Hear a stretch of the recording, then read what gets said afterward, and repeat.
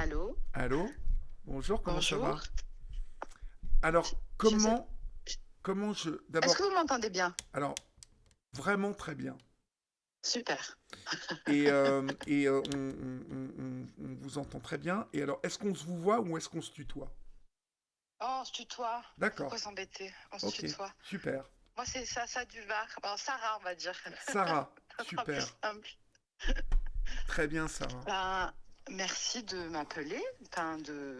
Après, on s'est déjà parlé, Ah, Olivier, où sur est-ce que... une émission sur Europe il y a quelque temps. J'avais D'accord, témoigné d'accord. d'un petit bout de moi et j'avais trouvé ça tellement génial. Moi, j'invite tout le monde à parler. Voilà, la culture de. Faut pas avoir honte, faut parler. C'est beaucoup quelque chose que je véhicule. Donc, j'ose. Et Euh, t'as raison, Sarah. Il faut parler. Euh, voilà, et c'est c'est ce ça. qu'Hélène disait juste quand j'étais en train de t'appeler. Elle a raison. Parce que quand on invite les gens à parler, euh, il y en a plein qui nous disent ah mais moi c'est pas très intéressant ce que j'ai à dire et tout, mais Ah, mais oui, il y a pas de petits, il y a pas de, vous voyez, de gros sujets, de petits sujets. Moi je suis là pour vous c'est pas écouter. des enchères. Et Voilà, c'est oui, pas des enchères on a et tous des tracas plus ou moins grands, plus ou moins difficiles, mais ce qui compte, c'est comment on les traite et comment on les vit. Après, voilà, le sujet. exactement. euh, Et c'est accessoire, c'est important, mais c'est accessoire. Et puis Voilà. euh, et puis moi je pense que d'abord être écouté déjà, c'est déjà la première chose qui est la plus importante, c'est d'avoir une oreille qui d'un seul coup n'est pas là pour te juger, mais qui est là pour t'écouter. Et nous, on s'était parlé pourquoi, Sarah, alors? Bah, en fait, moi, j'ai un parcours de vie un peu particulier. Je Mhm. l'avais mis un peu en teaser, voilà, mariage forcé, prise en charge par l'aide sociale à l'enfance. J'étais très jeune, j'ai rencontré un compagnon qui a été violent avec moi, qui me fait encore subir maintenant des violences financières. Encore?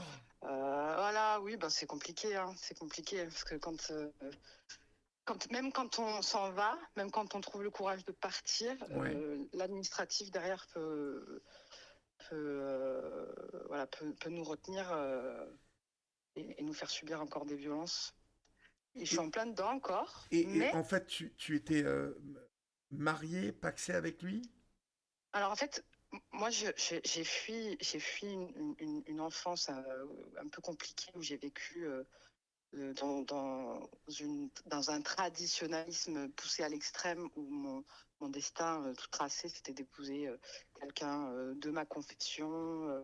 Voilà, moi, à 17 ans, j'ai cultivé une culture à parallèle en lisant beaucoup et je me refusais de vivre ça, donc je suis partie à 17 ans de chez mes parents. J'ai été prise en charge par l'aide sociale à l'enfance et j'ai rencontré quelqu'un dans cette période-là de ma vie Et parce avec qu'on qui je suis t'imposait, restée. on t'imposait une religion, on t'imposait... C'est ça. D'accord, Moi, j'ai refusé ça. Je suis partie. d'accord. Mais j'ai quand même croisé sur ma route quelqu'un de néfaste pour moi, mais je ne le savais pas à ce moment-là. C'est un peu D'accord. le prince charmant, celui qui allait me sauver des griffes voilà, on sort d'un enfer, on rentre dans un autre Bah, sans souvent, s'en rendre souvent compte. les loups, je parle dans mon bouquin des loups, mais les loups se présentent souvent sous les traits d'hommes parfaits, hein, de princes charmants. C'est souvent, Exactement. malheureusement, c'est souvent le cas.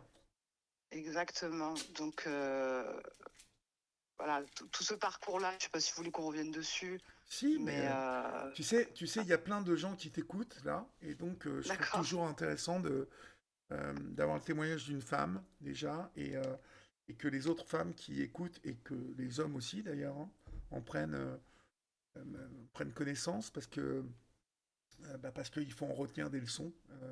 Si on peut en retenir deux, trois trucs pour pas tomber dans le piège, c'est toujours bien. D'accord. Ben, du coup, voilà, pour contextualiser, moi j'ai 39 ans. J'ai 39 ans, donc j'ai grandi dans un petit village dans le centre de la France. Mhm. Je suis née en France, mais je suis issue d'une très grande fratrie où on vivait un peu en huis clos et mon papa était imam. était imam et il avait une vision un peu particulière de la religion. Mais moi, très vite, toute petite, j'ai compris que c'était pas, c'était pas cette vie-là que je voulais avoir. Mhm. Donc j'ai grandi toujours dans la confrontation. J'étais un peu rebelle. Je me laissais pas faire. Je remettais en question un peu tout ce qu'on m'inculquait. Et effectivement, jusqu'à l'adolescence, où là, le contraste entre la vie à la maison et la vie à l'extérieur, parce qu'on vivait dans une espèce de schizophrénie. Voilà, à la maison, on vit comme ça, et à l'extérieur, c'est la vie entre guillemets normale, on va dire. Il faut avoir une vie sociale, mais il faut faire attention, il ne faut pas parler aux garçons. Ouais. Toutes ces choses-là qui sont pas clichés, hein. C'est vrai que moi, normalement, ces choses-là, elles n'existaient plus trop à cette époque-là, mais pour expliquer aussi le contexte, mon papa, il a immigré assez tard en France, dans les années 80, ce qui est assez tard. Oui. Et du coup, il y avait un paradoxe complet. Voilà, les gens avaient commencé à s'intégrer un peu plus, mais nous, voilà, c'était un peu plus rudimentaire. Il Et avait moi, du mal à la seule issue, s'adapter euh, c'était compliqué. à la liberté C'était qu'il découvre en France C'était ou... compliqué. Ouais, C'était compliqué parce que c'est des gens qu'on a déracinés. Moi, mon papa, on est venu le chercher pour travailler. C'était pas une immigration d'accord, je voulue. vois. Ouais. Voilà. Euh, donc, j'essaye de. Parce qu'il s'est passé 20 ans. Ça fait 20 ans que ça s'est passé, tout ça. Mhm. J'essaye d'avoir un esprit critique. Au début, j'étais en colère. Maintenant, j'essaye de comprendre aussi ce qu'ils ont vécu, et voilà, persuadée que l'enfer pour eux, c'est si je suis pas dans la religion. En tant que parent, se dire que bon voilà, si mon enfant mène ce choix de vie là, il ira en enfer. Je peux comprendre le mécanisme. Je dis pas que l'accepte, hein. Je peux Mhm. comprendre. Il est poussé c'est la peur qui les poussait à avoir cette manière assez stricte de nous élever, la peur de l'autre, ne pas connaître les coutumes des uns et des autres. L'intégration, on n'en parlait pas parce que nous, dans notre vie d'écolier, on était intégrés, hein. Voilà, socialement, j'ai aucun souci, mais effectivement, quand on parle pas français, quand on travaille dans des métiers assez pénibles, l'intégration et la vie sociale, c'est annexe. C'est pas Oui, quelque puis chose qui est recherché, c'est la survie. ouais. Voilà, c'est nourrir des Comme tu l'as enfants, dit, c'est.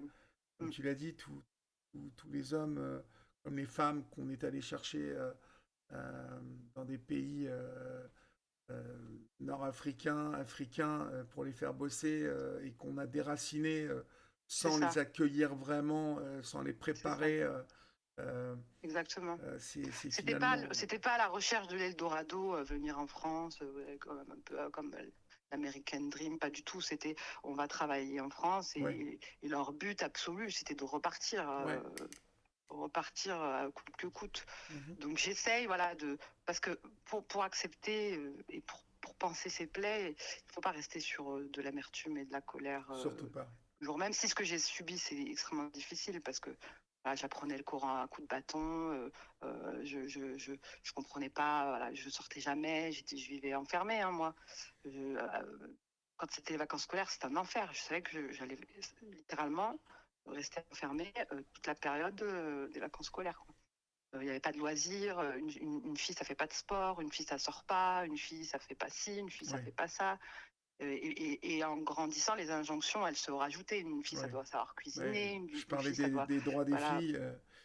Vous êtes mal lotis, ouais, quand il y a pas mal exactement. de choses qui vous sont interdites et déjà toutes petites. Euh, Exactement. et d'ailleurs, je me demande toujours, bon alors j'ai quelques copines aujourd'hui ont ton âge hein, et m'expliquent combien ça a été dur pour elles, même ensuite de changer de vie, de se réadapter sans C'est pour autant compliqué. quitter la religion en plus, hein, mais être C'est compliqué. dans une pratique Mm. beaucoup plus modérée, Plus beaucoup moins réfléchie, contraignante, tu vois, au plus niveau de... apaisée, Ouais, plus moins apaisée, violente. exactement. Mm. C'est compliqué. Moi, j'ai été complètement, j'ai rejeté tout ça pendant une Ouais, partie de ma vie, une fois que je suis partie, parce que pour moi, ça a mené à mon malheur, ça a mené à ma solitude, parce que j'ai complètement coupé les ponts, parce que la faille, elle était trop grande. Mhm. Moi, je me nourrissais de bouquins, je rêvais d'histoires d'amour, je rêvais pas d'un mariage avec une personne que j'avais vue 5 minutes Bah le ouais. jour du mariage. J'avais d'autres espérances. Comme toutes les Et, jeunes filles. et exactement. Bah oui. Pour moi, c'était pas un affront Mhm. d'être sincère et de vouloir. Mais c'est le souci et le sujet. Je pense que c'est une interprétation qu'on y met de toute façon. Maintenant, je dis pas que je suis pratiquante, mais je suis plus apaisée parce que j'ai vu et j'ai accès à d'autres lectures de la religion. Donc voilà, je tends l'oreille, même si ça reste encore un peu compliqué. Ouais. Mais mais voilà, donc pour ma survie, voilà, 17 ans, j'ai profité d'un moment de, de, de, de répit, de non-surveillance. En fait, je devais passer mon épreuve d'oral de français. Mon père ne pouvait pas m'accompagner parce qu'il m'escortait, il nous escortait partout, forcément, pour Mhm. avoir un œil sur nous. Et j'ai pris le train, je rejoins le Var. Du coup, euh, Ça du comme Var. ça, exactement, Mhm. mineure, j'avais 17 ans, à peine 17 ans. Ouais. Donc je suis partie à l'aventure comme ça avec 10 euros dans ma poche, deux vêtements et forcément, on m'a retrouvée très vite. Hein. On Ouais. m'a retrouvée très vite. Ouais. Et là, là c'est le relais de l'aide sociale à l'enfance Ouais. qui forcément, bon, quand je leur ai raconté un peu, parce que là je vous fais rapidement le parcours que j'ai eu dans ma famille, on décidé une protection à mon encontre. Ouais. Ce qui a plutôt Donc été là, une j'arrive bonne dans. décision, ou pas? Oui, oui, parce que moi, là, l'étau, il se resserrait. Le mariage, ça se décidait, tout se mettait en place, pour diverses raisons, parce que dans la fratrie, certaines avaient décidé aussi de mener leur propre vie. L'étau, il se resserrait. Ça arrivait à mon tour. Les grandes, elles avaient fait des bêtises. Mes frères, ils rentraient pas non plus dans le moule, parce que là, on n'était pas du tout dans les clichés des frères qui nous faisaient la misère, comme on dit. Moi, mes frères, Ouais. Ouais. ils Ouais. vivaient autant un carcan que nous pour d'autres raisons. Ils n'avaient pas le choix de leur métier, alors que ils sont tous devenus brillants, ils ont tous fait des études. Mais mon père, voilà, il fallait forcément être plombier, forcément, Ah ouais, voilà, un c'était, dis métier, donc, c'était un voilà. dur de dur, Oui, ton père, voilà, hein. c'est compliqué, voilà, mon frère qui explique qu'il veut faire un doctorat, c'est ce qu'il fait maintenant, il est doctorant en soins palliatifs, il travaille dans des programmes européens. C'est pas du concret, voilà, mais c'est l'ignorance, on en revient toujours à ça, Mhm. l'ignorance. Mais L'ignorance, tu sais, mais moi, il y a, c'est une de mes potes qui m'a dit un jour, une de mes potes qui est musulmane, hein, elle m'a dit, tu ouais, sais, la problématique avec cette religion, c'est que tu ne n'es pas marocaine, tu ne n'es pas algérienne, tu ne n'es pas tunisienne, tu n'es avant tout musulmane. exactement. Tu vois? Et donc, du coup, ça t'enlève plein de. Bah, ça t'impose plein de choses d'emblée. Et voilà. Et après, elle me dit, et en plus, toute une hypocrisie autour de ça, parce il y a tellement alors, c'était peut-être pas le cas de ton papa qui avait l'air Ah, là, pour le coup, non. à Ah, fond. c'était tout à fait cohérent dans son truc, hein, Ouais, tu pour vois, le coup. Mais je vois mais tu vois, ce discours. il y a eu tellement de jeunes femmes et de garçons aussi, hein, Bien sûr, aujourd'hui qui sont des adultes et qui me racontent combien ils ont souffert pour se s'intégrer euh, dans la société parce qu'ils avaient été brimés par cette religion, en fait. Tous les tout à interdits, fait, tu vois, tout à fait. tous les interdits que tu imposes Et aux. ça continue, parce que ça me revient en tête, quand j'avais témoigné sur ton émission, c'était il y a 3 ans, je crois, Ouais, j'avais eu des retours, parce qu'il y avait un groupe Facebook, je crois, j'avais eu ouais, des retours, oui. c'était violent. C'était très violent. Mais il ne faut pas en parler de ça, les gens ils vont faire des amalgames. Moi, je pars du principe que les gens, ils ont quand même un minimum de jugeote et qu'ils comprennent que mon histoire n'est pas la majorité des gens, mon histoire. Et qu'en aucun Ah, t'as bougé, ça, je t'entends moins bien. Pardon, c'est T'as- mieux là. Ouais, ouais, c'est mieux là. Ouais. Oui, que Mais je reflète seulement mon histoire. À aucun cas, c'est un discours qui englobe tout le monde. Et voilà, je tenais à puis préciser quand même. t'as raison d'en parler parce que Mm. c'est la réalité de toute façon. Exactement. Je vais pas nier, je vais pas taire ce qui fait qui je suis maintenant. Et tu, C'est et une tu sais, réalité, c'est ma réalité. moi, Donc, sur Europe 1, hein, à l'époque de cette libre antenne, j'ai été vraiment étonné du nombre de femmes, euh, justement, musulmanes et qui étaient encore dans cette croyance, hein, dans cette mm, religion, mais qui me parlaient très librement de tout ça et qui dénonçaient.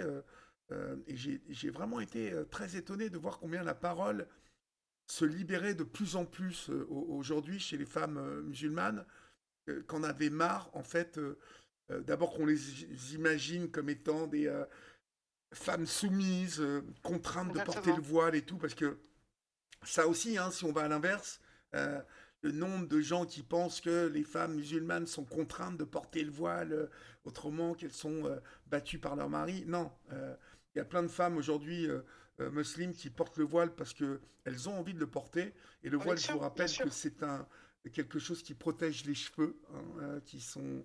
Voilà, et il y a des femmes qui sont tout à fait libres de porter ce voile et que c'est un choix et que surtout, personne n'a à juger ça. Euh, Exactement. voilà, je veux dire, Exactement. en Angleterre, ça se passe très bien. Et nous, en France, nous, on fait tout un débat de ça. On a du Alors que mal c'est... à. et, j'ai rencontré plein de nanas, danseuses, actrices qui portent le voile, enfin, qui ont les Bien cheveux sûr, recouverts. bien Et sûr. qui me disaient, moi, il y a un moment, eh ben, je me sentais mieux comme ça. Voilà. Mm. J'étais en accord avec moi-même. Et qui Ouais, avait des moi, copines, qui avaient des copines musulmanes aussi, qui portaient pas du tout le voile. Voilà. Et donc elles étaient toutes copines. Ça s'appelle des gens modernes, des femmes modernes. Excuse-moi, ça. exactement. Avec un libre arbitre, voilà, avoir le choix de sa pratique et de son niveau de pratique Exactement. et sans heurter ni offenser qui que ce soit. Voilà. Moi, c'est ce que je revendique et c'est ce que. Mais c'est pas pour autant que je vais nier et taire mon vécu de beaucoup de jeunes filles ont eu, une génération même de jeunes filles. J'espère que ça s'est éteint. Voilà, ces histoires de mariage forcé et tout, on en entend moins parler en France, en tout cas. J'espère que voilà, ça a bien évolué à ce sujet. Mais dire les choses, voilà, il faut qu'on parle. Il faut pas qu'on nie nos vécus. Et ça permet d'avancer. De toute façon, Mhm. donc, J'ai pas l'impression que ça se voilà. calme vraiment en France, mais bon, Non, c'est pas le sentiment que ça on me donne. Enfin, en tout cas, on prend un autre tournant. j'ai Mm. l'impression qu'on est à un moment de notre histoire en France où il y a pas mal de gens qui ont tout intérêt à animer ce débat qui, pour moi, n'en est pas un. Mais bon, voilà. Ouais. Il faut se méfier en tout cas des faux débats. Revenons à ton Exactement. histoire. Donc, tu te retrouves placé, donc, hein, si j'ai bien compris. Exactement, parce que effectivement, ce que je vivais était difficilement supportable à mon âge voilà, et clairement contrôlable. On n'a pas le droit de marquer une adolescente contre son gré. Fais attention, je J'ai te perds à été. nouveau, c'est ça? Pardon, Je est-ce te- que c'est mieux? Voilà, c'est mieux là, ouais. Je bouge plus. Donc voilà, je suis rentrée dans ce monde voilà, de l'aide sociale à l'enfance. Je suis pas restée longtemps. Ouais. Et je pense que ce qui m'a sauvée aussi, c'est que j'avais un peu du plomb dans la tête. Parce que c'est vraiment voilà, c'est un univers assez particulier. Effectivement, moi, il me fallait du soutien et de l'aide. Mais voilà, le monde des foyers, voilà, pour expliquer la procédure, quand un enfant est en danger, il y a des placements d'urgence. Moi, j'ai été placée en urgence Ouais. dans un foyer de jeunes filles. Mhm. C'est un foyer transitoire, on va dire, où avant que le juge prenne une décision, voilà, on est mis à l'abri dans cet endroit. Et c'est un peu le carrefour de toute la souffrance des jeunes filles, parce que moi j'étais vraiment avec des adolescentes de 13 à 17 ans. Ouais. Voilà. Ouais. Il y avait beaucoup de jeunes filles prostituées qu'on attrapait, qu'on mettait à l'abri, mais qui dans la foulée elles fuguaient. Mhm. Voilà, voilà. Et je vois tous les débats là, sur l'aide sociale à l'enfance et moi je suis persuadée d'une chose, ce qui porte préjudice à cette instance et à cette institution, c'est le manque de formation.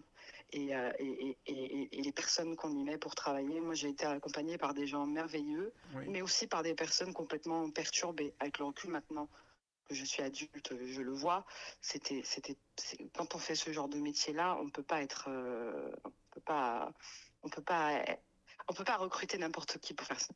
Non. C'est, Et c'est, c'est, malheureusement, c'est violent. bon, tu sais qu'on en a beaucoup parlé sur Europe 1 et que, d'ailleurs, on en a parlé dernièrement sur ma chaîne Olivier Delacroix officielle et on va en reparler avec Maître Serrada très bientôt.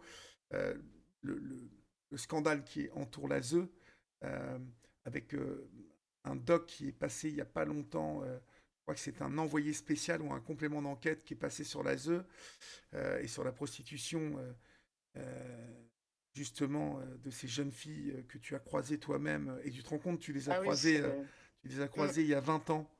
Euh, C'était déjà le cas. Tu te rends compte, il y a 20 ans, c'était C'était déjà le déjà le cas. cas. Donc Bien aujourd'hui, sûr.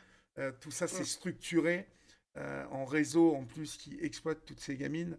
Et tu as raison de dire que aujourd'hui, le gros problème de l'ASE, c'est que euh, Y a pas de moyens. On bah, il met n'y les a pas de moyens moyens. pas Donc correctement. tu payes des Pas gens dans le qui bout n'ont de la pas chaîne. Mm. tu payes tu embauches des gens qui n'ont pas les qualifications pour s'occuper de ces mômes. Donc, Exactement. voilà. Exactement. Les endroits sont pas protégés. Donc dans la ville où je suis, et j'y suis toujours dans cette ville, les foyers, ils étaient repérés. Donc on était des proies faciles. Moi, comme je vous l'ai dit, j'avais du plomb dans la tête.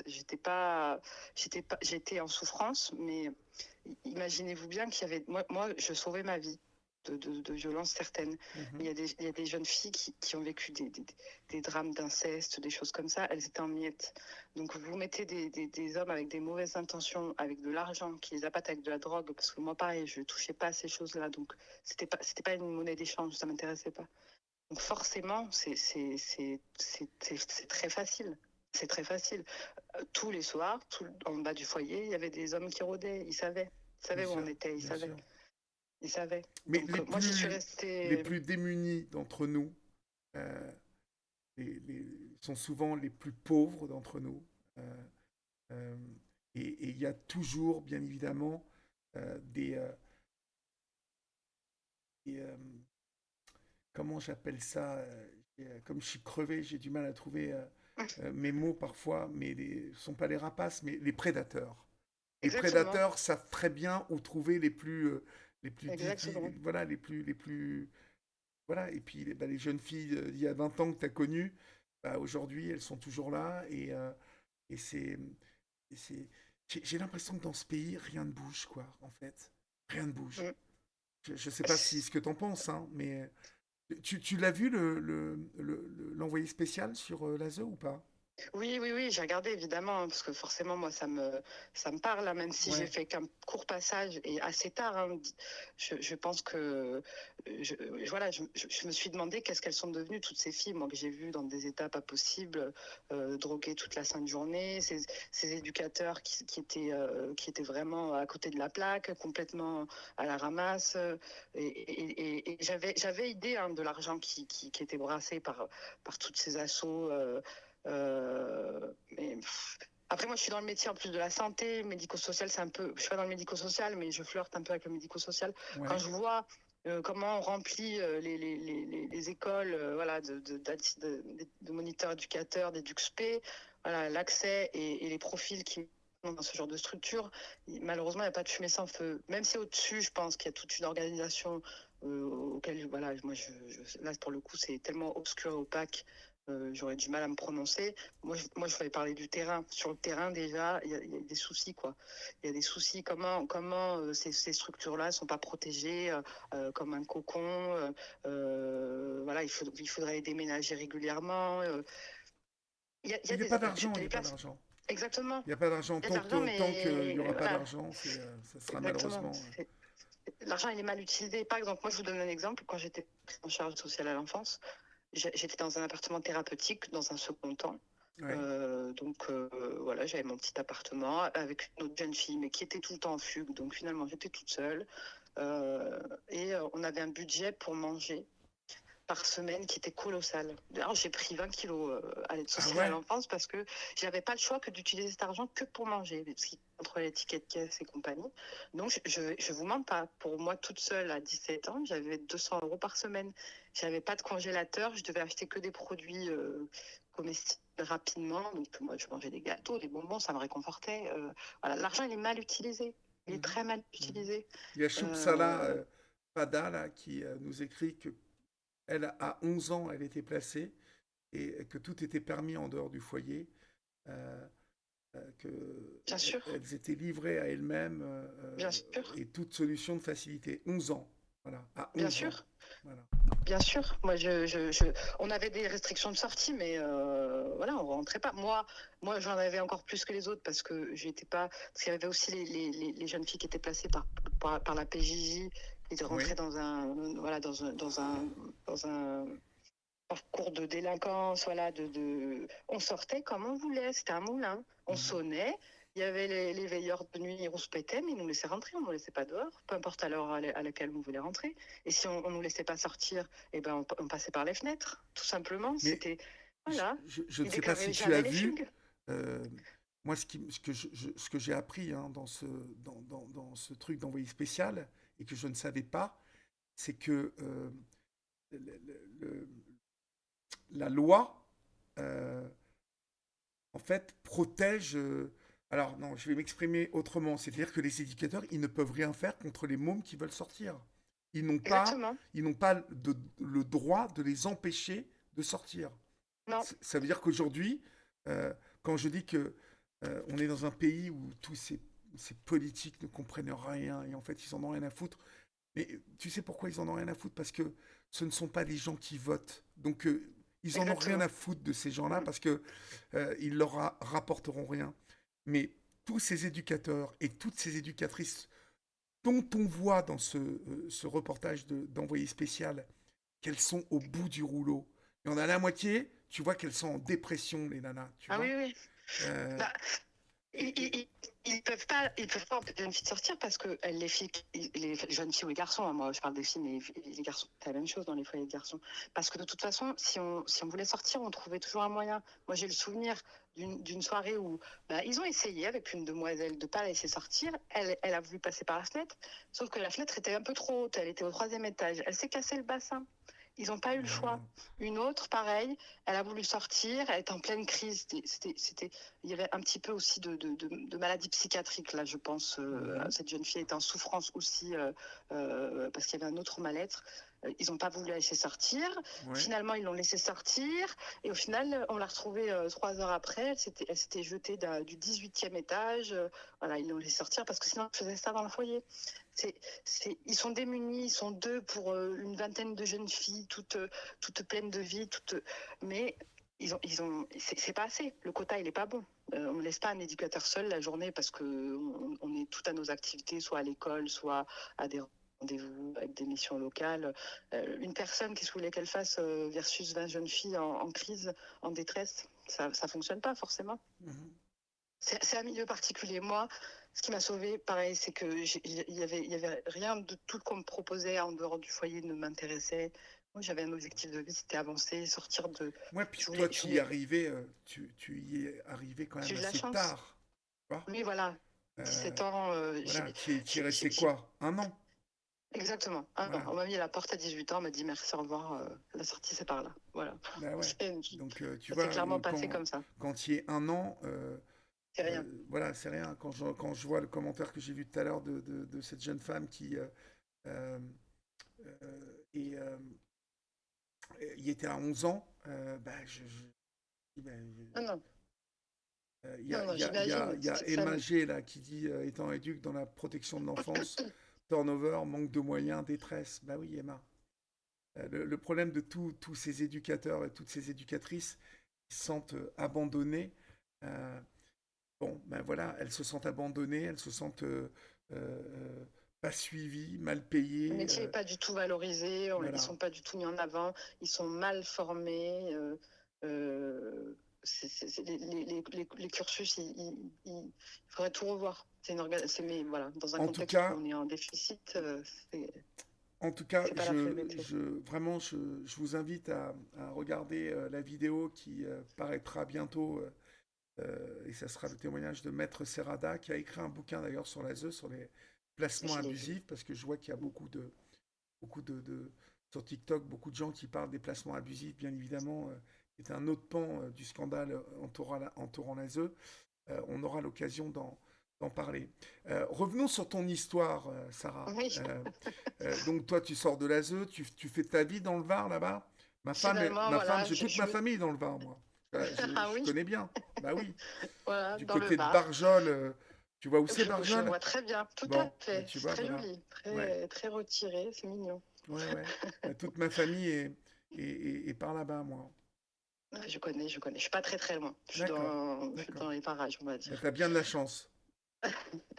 Et du coup, bah voilà, donc je sors de l'aide sociale à l'enfance. J'avais repris un cursus scolaire mais qui me convenait pas. Moi, j'étais en filière littéraire. On m'a mis en secrétariat, ça me plaisait pas. J'arrête l'école. J'arrête l'école, je me lance, je passe mon BAFA, j'essaye de gagner un peu d'argent. Et entre-temps, j'ai rencontré quelqu'un, ce fameux quelqu'un qui a Alors, est-ce été... que je peux m'arrêter? Tu vas me dire, je suis une vraie ouais, pipelette, hein. ouais, ouais. Mais est-ce que je peux m'arrêter aussi sur ce détail-là? Parce que euh, tu me dis, voilà, j'étais à l'école et tout ça, et tu voulais faire secrétariat et tout ça, ou on t'a Pas du orienté tout. vers une filière technique? Pas du tout. Moi, quand j'étais chez mes parents, j'étais dans une filière littéraire, Ouais. mais forcément, vu le carcan que je vivais chez moi, les études, c'était pas, c'était compliqué. En plus, moi, mon père exerçait de la censure sur les livres parce que, voilà, tout ce Ah que, ouais, il d'accord. lisait pas en français, Ouais, donc ouais. dès qu'il y a des livres et que c'était douteux, il me disait mais c'est quoi? De toute façon, à quoi ça sert? Tu vas te marier, t'as pas besoin d'aller à l'école. Ouais. Moi, Tu vas te je marier au voulais bled en être plus, soit hein. Je suppose médecin, que soit exactement. ouais, Donc aucun intérêt, on m'a t'étais pas censé poussé. repartir au bled, te marier avec un cousin, non? Exactement, Ouais, c'était un peu ça l'idée, c'était ouais, clairement ça en fait. ouais. Donc quel est l'intérêt de lire du Jean-Jacques Rousseau? Moi je me souviendrai toujours, j'ai dû acheter 1984 de George Orwell pour le bac et vu que sur la couverture c'était une silhouette d'un homme nu, voilà, j'ai pris une rouste parce que sur la couverture ça semblait pornographique. Alors que j'avais lu L'amant de Marguerite Duras. Bon, pour le coup, il n'y avait rien d'écrit, c'était juste écrit la mort et c'était un peu plus olé olé que Ben oui. 1984. Et voilà. Mais bon, ils censuraient comme ils pouvaient, sans savoir lire. Donc, j'arrive dans le Var, on ne fait pas suivre mon dossier. Je ne me suis pas présentée du coup à mon épreuve de français et ma raison n'était pas assez légitime. Donc, voilà, ils n'ont pas trouvé de place en filière, dans ma filière. Donc, j'ai été forcée de faire du secrétariat. J'ai tenu un mois, hein, moi, Et les tu plans sais de pourquoi je compta. t'arrête là-dessus? C'est Hum, que moi j'ai enquêté et j'espère pouvoir faire un film aussi là-dessus. C'est que tous, je dis bien tous les élèves, filles comme garçons, issus de milieux euh, soit pauvres, soit middle class, sont aujourd'hui automatiquement orientés vers des filières toujours, techniques. toujours. C'est-à-dire que c'est un véritable aussi scandale parce que ça veut dire que l'éducation nationale euh, ne donne pas la chance aux enfants qui ont pourtant les capacités, aux élèves qui ont les capacités, d'aller où ils veulent. Ils les orientent vers des filières techniques. Exactement. Secrétariat, vente, mécanique, je sais plus. Euh, c'est un truc que je trouve hyper choquant. Euh, Encore une fois, il y a plein de mômes qui aimeraient continuer vers des études soit scientifiques, soit littéraires, comme toi, Sora, et pas le choix, en fait. Ils font ce qu'ils veulent. Je vois Simon qui en parle sur TikTok, mais c'est un véritable scandale, ça, en fait. Euh, Ah oui, oui, voilà, et je voulais exact, exact. juste le souligner, vous qui nous écoutez, si vous êtes encore à l'école, ne vous laissez pas faire. Si vous voulez continuer dans une filière classique, eh bien, battez-vous et refusez d'aller dans une filière technique. Donc, excuse-moi ça, hein, Ah, bah, pas voilà. de souci, j'aime. Donc, du coup, toi, tu fais quoi donc à l'époque? Ah bah, j'arrête le lycée. L'aide sociale à l'enfance rompt le contrat que j'avais avec eux parce que c'était un contrat jeune majeur que j'avais entamé avec eux. C'est une procédure de suite de classement, on va dire, où soi-disant l'aide sociale à l'enfance vous accompagne, mais vous accompagne pas du tout en fait. On vous donne 150 euros par mois pour vivre, pour déculpabiliser, et puis c'est tout. Mhm. Et du coup, voilà, je passe mon BAFA, voilà, je fais l'essentiel, il me faut de l'argent vite disponible. Et je fréquentais déjà quelqu'un à l'époque qui est devenu le père de ma fille, parce que je suis maman. Oui. Et, euh, et là, on va dire que je pense que j'ai fait un espèce de quand on combat, quand on avance, parce que c'est pas rien de quand même quitter sa famille. Voilà, moi j'ai tout quitté, j'ai tout plaqué, j'ai pris mes affaires, je suis partie. Forcément, le psychisme à un moment donné, voilà, il met des choses en place pour vous protéger. Et moi, je suis rentrée à ce moment-là dans un espèce d'état végétatif, on va dire, où je subissais un peu ma vie. Oui. Donc je rencontre ce garçon, bon, il est gentil, moi j'y connais rien, le garçon, j'avais pas à les fréquenter. Donc voilà, ça se passe plutôt bien au départ. Euh, je poursuis mon petit travail là d'animatrice en centre de loisirs et je tombe très vite enceinte. D'accord. Parce que, pareil, hein, ça va avec le reste, hein, très peu informée sur toutes les histoires de contraception. C'était tellement un sujet tabou. Je pensais bien qu'on ne m'a pas expliqué comment tout ça fonctionnait. Mhm. Donc, je deviens maman à 20 ans. À 20 ans, Ce qui est j'ai plutôt une petite jeune. fille. Jeune. Ouais, c'est assez jeune. Mhm. Surtout que moi, j'avance, voilà, j'en suis arrivée là, j'ai tout plaqué, je me bats pour ma survie. Avoir un enfant si jeune, pour moi, c'était, ben voilà, j'étais la caricature de ce que je voulais pas être. Mhm. En gros, sans porter de jugement, mais c'était mon niveau d'exigence à moi. Hein. Il fallait que j'avance, j'avais plus de bouée de secours. Professionnellement, moi, c'était tellement important d'avancer. Mais quand on a zéro qualification, quand on sort ou qu'on n'a pas le bac, on vous ouvre pas des portes. Hein. Il faut partir de tout en C'est bas plus et compliqué. monter. C'est plus Ah compliqué. ben, faut Ouais. galérer. Ouais, ouais. Donc, j'ai une petite fille et je tombe malade. Je tombe gravement malade après l'accouchement. Et voilà, mon état végétatif, là, je survis ma vie, je survole ma vie, il s'est encore plus amplifié parce que là, je suis partie, voilà, je suis tombée enceinte, j'ai accouché. 15 jours après, j'ai été hospitalisée en réanimation pendant un mois. J'ai fait un problème au pancréas, une pancréatite aiguë, grave. Pancréatique Euh, aiguë, c'est chaud, ça. Hein. voilà. Ouais.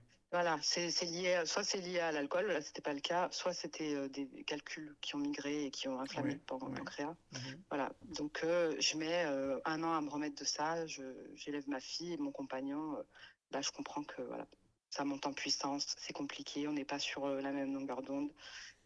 Qu'est-ce qui te fait ressentir ça, en fait? Il est quoi? Il est violent? Il te trompe? Ah bah Il est oui, comment? ah, c'est tout. En fait, moi je le voyais pas. Je le voyais quelqu'un de particulier, Fais attention, je te qui perds à a une nouveau. personnalité. Je te perds à nouveau. Ah, Là, allô? ouais, là, ça y est, je t'ai récupéré. Là? Ouais, Ça y est. ça y est, ouais. Oui, au départ, je me disais, c'est une personnalité atypique. Il est très causant, mais il est assez. Voilà, je pensais que c'était un trait de caractère. Mhm. Mais au final, enceinte, j'ai compris que voilà, j'avais fait le mauvais choix de vie. Et j'étais tellement fatiguée de tous les combats que j'avais menés jusque-là que je n'ai pas mobilisé mes forces pour ça. Je me suis dit, bon, ben, je vais jamais m'en sortir. Je suis sortie d'une famille où c'était compliqué. Je me rends compte que finalement, la personne que je pensais être aidante, au final, est bien tout le contraire. Voilà, nier tous les premiers signes en fait. Et oui, c'est de la violence enceinte, ça a commencé. C'était toujours sur des prétextes mais anodins, voilà, des disputes comme on peut tous en avoir, ça dégénérait de manière tout à fait pas acceptable. C'était disproportionné. Mhm. Du Tu- curry dans Mhm. un plat trop salé, euh, Ah ouais, le gros le con, choix du quoi. film à la télé. Ah ouais, Le gros ouais, ouais, con. ouais.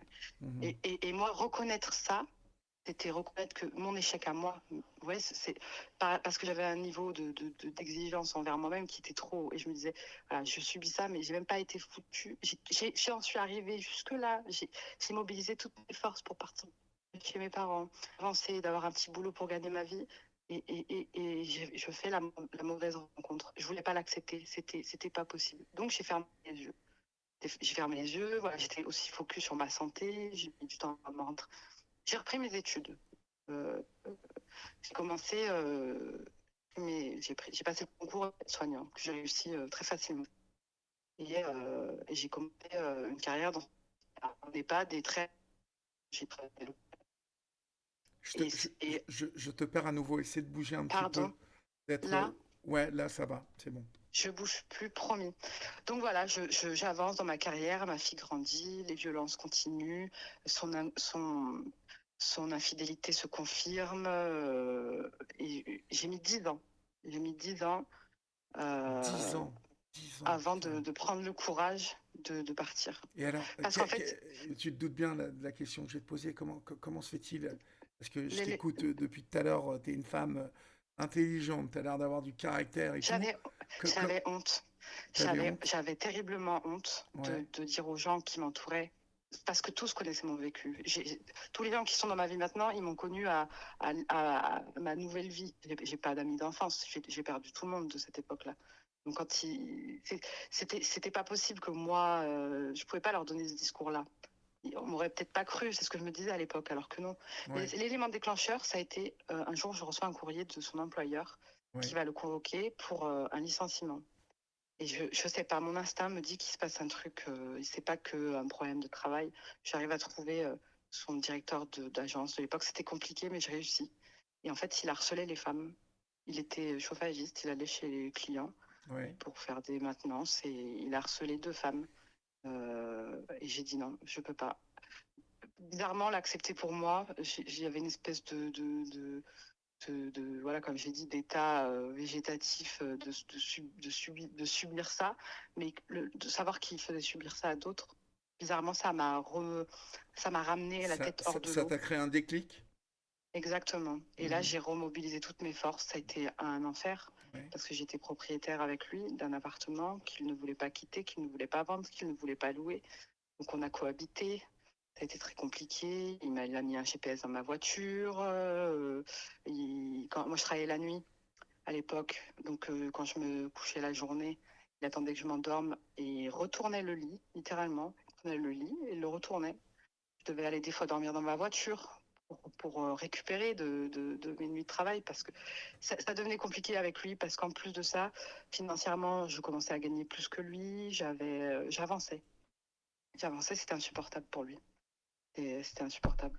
Donc, au final, il y a eu un jour où les violences sont montées d'un cran. Je rentrerai pas dans les détails parce que voilà, j'ai des amis qui sont venus m'aider et la police est intervenue. Et au final, 15 jours après, il a été sommé de quitter les lieux. Et, euh, Ça s'est et fait, moi, j'ai. facilement ou Non, ça a été ouais, très compliqué. ouais, Ça a été très compliqué parce que déjà, quand on se présente au commissariat, ça c'était en 2019. Quand je me suis présentée au commissariat, on m'a fait attendre 6 heures.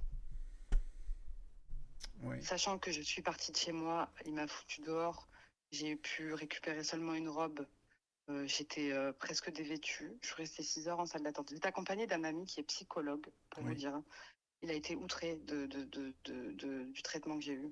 6 heures en salle d'attente. J'ai vu un médecin quand même. Euh, mais la décision a été prise que ce soit moi qui dois quitter le Le f- domicile Ah ouais. parce que j'avais une vie sociale et des amis qui pouvaient m'héberger et pas lui. Voilà, on en était là. Alors qu'il aurait dû être normalement déféré. J'ai jamais Et eu de ça, c'est au commissariat de Draguignan que ça se passe ou c'est Toulon, chez Toulon, Toulon? ouais. Toulon, Ouais, ouais, d'accord. ouais. Et non, Ouais, ouais, ils sont pas très ouais. doués là-bas, excuse-moi, mais Non, non, non, non. non. Oh, mais en plus, c'est pas fini avec eux. J'ai- J'y suis retournée pour la suite qui va arriver. Mais non, non, 6 heures d'attente, voilà, en détresse absolue, hein. J'étais, voilà, et je dois pas rentrer chez moi. Et ça, Voilà, c'était il j'ai y a rien sur combien moi. de temps? 2019, 2019. D'accord, ouais, donc pas si 2019. loin. On n'est pas Non, pas si tant loin. que ça. D'accord. Alors qu'il y avait, voilà, des constats médicaux légaux, des témoignages de mes amis. En plus de ça, il faisait du chantage au suicide. Un jour, il est même passé à l'acte. J'étais au travail. J'ai pareil, l'instinct. Mais l'instinct pour ma fille, garder ma fille, je travaillais de nuit. Je sens qu'il y a un truc qui va pas. Il répond plus au téléphone. Je me rends à mon domicile et je le retrouve en train de convulser sur le lit alors que ma fille dormait. Et le SAMU qui se déplace. Le SAMU, c'est un peu mes collègues, donc ils comprennent pas trop la situation. Ils savent pas qu'on est chez moi. Et, euh, et voilà, il avait, bon, c'était des appels au secours, on va dire, parce que il Oui. avait avalé de la nicotine, vous savez, qu'on utilise pour les mélanges cigarette électronique. D'accord. Voilà. Je savais Donc, pas. Mais pourquoi il avait fait ça? mais c'est parce que c'était pas pour se tuer, c'était du moment où j'ai dit que je le quittais, Oui. pendant 1 an, j'ai vécu un enfer. Ah oui, C'était des il ne voulait menaces pas, il ne voulait pas que tu constantes. le quittes. Il, il le voulait pas. C'est Il voulait c'est- pas, c'est il voulait qu'on dingue, reste hein. amis, mais On en ah oui, parlait oui, l'autre jour, mais je crois que c'était avec Piproun qu'on en parlait. Hein. Tu me confirmes, Piproun, si tu es encore là, mais il me semble que tu es encore là. Piproun nous expliquait que euh, elle a vécu aussi des violences. Le mec l'a trompée à tire-larigot, et le jour où elle a dit stop, enfin, c'est fou, hein. le mec ne voulait pas, quoi. Il acceptait pas. T'as C'est des mecs exactement qui ça. pensent que leur femme c'est leur propriété, quoi, que c'est à C'est eux. exactement ça. Voilà. Ouais. C'est exactement ça. Et en plus, voilà, avec cet appartement, ce maudit appartement, qui faisait que bon, ah bah, c'était compliqué d'aller avec ma fille ailleurs. Et lui, non, c'était pas possible. Donc pendant 1 an, on a cohabité comme ça. Oh la vache. Il scrutait, en plus de la violence qu'il m'avait fait subir pendant toutes ces années, il y avait cette violence-là de où tu es, qu'est-ce que tu fais, avec qui tu vas, tu Mhm, prends pas la voiture, mhm. c'est moi qui prends la voiture. Et voilà, des menaces de j'ai des photos de toi dénudées, je vais les envoyer où tu travailles. Sans arrêt du pressing, sans arrêt. Et qui se majorait, ça se majorait, plus ma détermination, elle était là, quoi. Des fois, voilà, on flanche, on se dit peut-être, on est épuisé, on se dit bon, ben, et ben, ça se calmait un peu, mais ça recommençait de plus belle dès qu'on se ressaisit, qu'on se dit mais non, c'est pas possible, je vais pas subir ça encore une vie. Moi, j'étais déterminée et bon, voilà. Finalement, on y est arrivé, mais c'est moi qui ai dû quitter le domicile parce que j'avais une vie sociale et pas lui. Le temps qu'il signe un bail et qu'il s'en aille au bout de 15 jours, je suis retournée dans l'appartement qui était saccagé, évidemment. Euh, voilà. Et du coup, je réussis à vendre cet appartement, non sans encombre, parce qu'il m'envoyait des gens pour des fausses visites. Enfin, c'était tout un sketch. Je vends cet appartement. Je me dis, super, ça va être réglé. Mhm. Eh ben non, ça n'a pas été réglé. Donc jusqu'au dernier moment, à la signature de la vente, il nous dit qu'il ne va pas venir. Finalement, il s'est présenté, on signe. Et Oui. là, chez le notaire, j'ai compris que ça va être une catastrophe. La notaire nous dit qu'elle ne va pas rembourser le prêt, qu'elle va mettre l'argent sur le compte commun. Mhm. C'est ce qu'elle fait. Elle met l'argent de la vente sur le compte commun et on est censé, nous, faire les démarches pour rembourser le prêt. Démarche Ok. que je veux mener, mais mon conjoint ne veut pas. Donc je vais à la banque et j'essaye de tout faire pour solder ce prêt, le racheter seul, signer moi. Impossible, il faut monsieur, il faut monsieur, il faut monsieur. Sauf que là, on est dans la période plein Covid. Moi, je travaillais dans le service le plus sollicité par le Covid. J'avais la tête sous l'eau, j'étais sans cesse au travail. J'étais inquiète aussi par tout ce qui se passait dans ma vie professionnelle. Voilà, le Covid, ça nous a tous fait peur au départ dans les services. Et j'ai cet argent-là, la banque ne veut pas que je rembourse. Voilà, catastrophe, je ne sais pas quoi faire. Je laisse ça de côté, je me dis, moi, personnellement, on m'empêche de rembourser, l'argent est en sécurité. Et ben que nenni, en fait,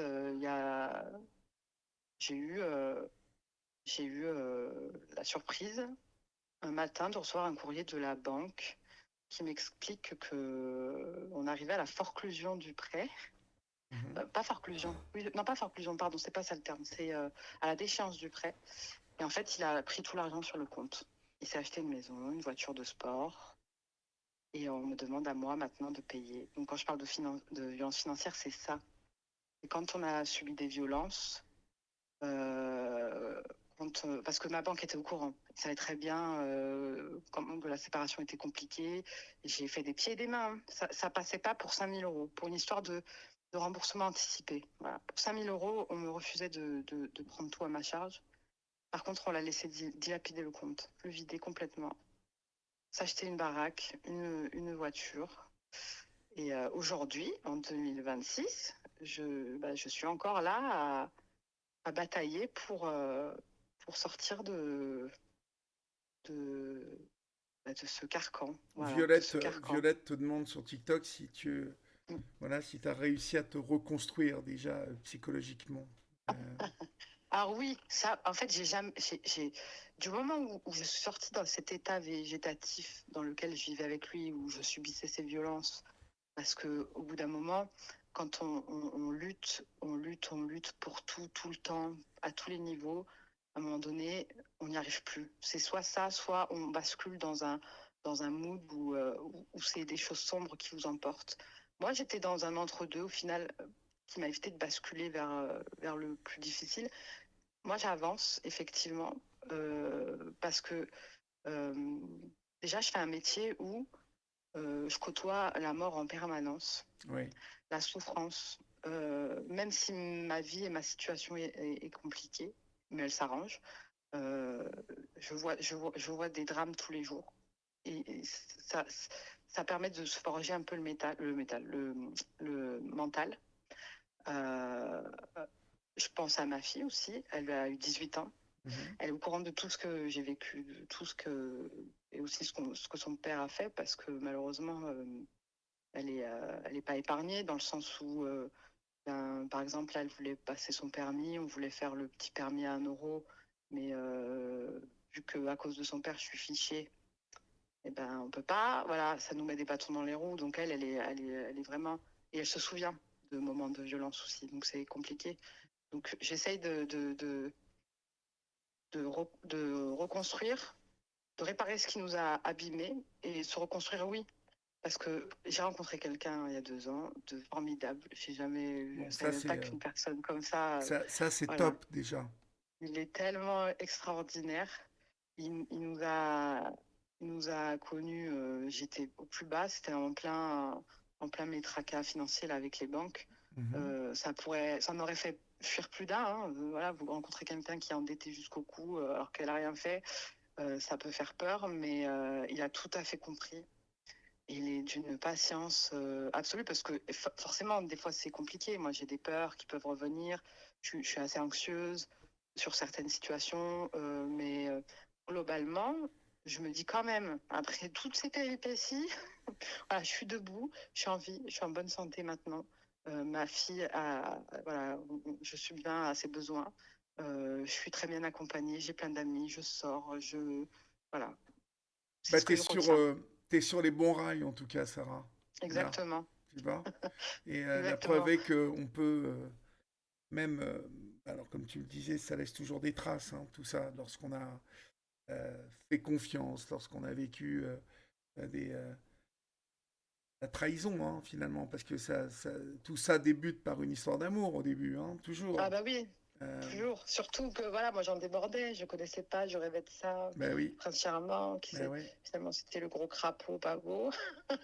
C'est pour ça, Mais les filles qui nous écoutaient, méfiez-vous, euh, parce qu'au début, c'est jamais. Voilà, il faut toujours faire attention. Il faut pas se toujours, précipiter. Faut pas se précipiter toujours, dans... toujours. Moi, s'il y a une chose que je voudrais faire passer comme message, c'est vraiment, moi, les violences, tout ça, il y a plein d'assauts qui aident, c'est génial. C'est, mais quand j'ai parlé des violences financières que j'ai subies, c'est quelque chose, je pense, qui n'est pas assez médiatisé, pas assez Mhm. su. Euh, c'est, je vous dis pas que c'est tout aussi violent que la violence, mais moi, c'était censé s'arrêter. J'ai trouvé le courage de le quitter et ça continue. Alors que c'est pas de mon fait, mais je suis pour la justice responsable parce que faut savoir que l'argent qu'il a détourné, j'ai voulu porter plainte, on n'a pas pris ma plainte parce qu'elle n'est pas qualifiable, vu que c'était aussi enfin, c'est tout un monde juridique. Quand les banques rejoignent le monde voilà, de la violence, c'est sans fin. C'est sans fin et c'est un moyen de pression tellement utilisé envers les femmes. Que ce soit une femme en couple qui vit avec quelqu'un, la personne lui retire ses cartes bleues, l'empêche de subvenir à ses besoins avec son argent. C'est pas assez, on n'en parle pas assez de ces violences-là. Le problème, je vais dire, aujourd'hui, c'est que on est dans un pays qui ne protège pas. On est dans un pays qui ne protège pas les femmes. Euh, on est dans un pays qui, euh, dont les lois sont plus plus, plutôt faite pour les agresseurs, les violeurs, Exactement. les mecs qui sont violents. En fait, c'est toujours aux femmes de devoir euh, prouver, euh, tu vois, la véracité de ce qui s'est passé. En fait, c'est souvent la parole de l'un contre la parole de l'autre. Et malheureusement, ce petit jeu-là, eh bien, tous les enfoirés là s'en sortent souvent très très bien. Et Ouais, malheureusement. voilà. Et il faut savoir qu'aujourd'hui, je vous invite à aller voir le témoignage d'Elodie aussi sur la chaîne Olivier Delacroix officielle sur YouTube. Elle explique qu'elle a mis 9 ans à faire condamner le mec qui l'a violée une nuit. Et aujourd'hui, il faut savoir qu'en France, il y a une personne, enfin un mec sur 10 affaires qui est condamné pour viol. 9 autres connaissent un non-lieu. Ça veut dire, ça veut dire que les tordus ont encore un bel avenir. Beaucoup de jours devant eux. Voilà. Merci Sarah en tout cas d'avoir témoigné ce Merci soir à chez vous. nous. Merci. Et puis Merci. tu nous donnes des nouvelles sur le chat. Hein. Bien sûr. Tu nous raconteras comment ça va D'accord. régulièrement. Merci Ok. beaucoup. Merci. On Bonne t'embrasse soirée. bien fort. Merci beaucoup. Au revoir. Salut. Ciao. Ciao. Ouais. Eh ben, en fait, oui, ça, ça, ça change pas tellement, hein, en fait. Hein. On est habitué à ces témoignages de femmes qui... hop, merde, j'ai fait une connerie. Ah non, ça y est, c'est revenu. Voilà. Euh, on est habitué à ces témoignages aujourd'hui, c'est assez hallucinant d'ailleurs. Moi, je m'y habitue pas, mais en fait, on continue à entendre toujours ces mêmes témoignages de femmes qui ont été violentées, qui ont été tabassées, arnaquées, et ça reste toujours pareil, quoi. Ça reste toujours pareil, c'est-à-dire que on est dans un pays qui pardon, hein, TikTok, hein, je fais pas mal de bêtises ce soir. Je vais essayer d'être un peu plus discipliné. Mais on reste dans un pays finalement qui protège les agresseurs, quoi. En fait, je vais vous dire, il y a un pays à côté de nous, et je le répète à chaque fois, mais je crois qu'il est bon de le répéter, parce que ce soir, il y a peut-être des oreilles qui traînent, ou sur TikTok, ou sur Twitch, euh, et qui sont peut-être potes avec, je sais pas moi, des politiques, des députés. Pourquoi ce pays n'adopte pas le système législatif espagnol? Pourquoi ce pays continue de ne pas toucher et de ne pas protéger les femmes? Pourquoi ce pays continue de ne pas protéger ses enfants? Pourquoi la France continue d'avoir des lois qui, pour certaines, pour la protection de l'enfance, datent de Napoléon? Il y a tout un tas de questions qu'on se pose, enfin en tout cas que je me pose, que vous devez vous poser aussi. Euh, c'est incompréhensible en fait. En Espagne, depuis que les lois ont changé, euh, le nombre de féminicides a diminué d'une manière impressionnante. C'est-à-dire qu'aujourd'hui, en Espagne, sachez qu'un mec qui décide de frapper sa femme ou sa petite copine ou sa compagne, appelons-la comme on veut, le mec peut dormir en tôle le soir même. Ça change la donne quand même. En France, non. En France, un mec qui casse le nez de sa femme ou de sa copine, il va faire quelques heures de garde à vue et il ressort. Tranquille. Voilà. Voilà en fait comment ça se passe dans notre beau pays. Et malheureusement, euh, on a beau avoir des députés qui sont d'une génération un peu plus jeune que dans le temps, je ne comprends pas pourquoi on ne s'attaque pas à cette problématique-là. En tout cas, pas plus. Je, je, ça m'échappe. Et ça fait longtemps hein, que je parle de ce sujet. Ça fait longtemps que je me suis attaqué à ce sujet à travers les films que je fais. Ça fait longtemps qu'on parle des violences faites aux femmes, des violences faites aux enfants. Et rien ne change.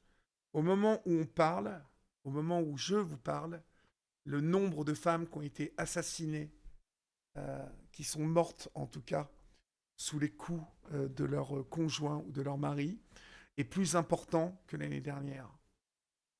C'est hallucinant. Pourtant, vous entendez alors notre président et la première dame qui ont fait, lors de leur premier quinquennat, une des causes nationales des violences faites aux femmes, avec Marlène Schiappa, qui avait organisé un grand congrès là, où elle réunissait toutes les associations. Ma fille, souvent, elle imite les joueurs de flûte, vous voyez, pour se foutre de moi. Ben ouais, on a des joueurs de flûte.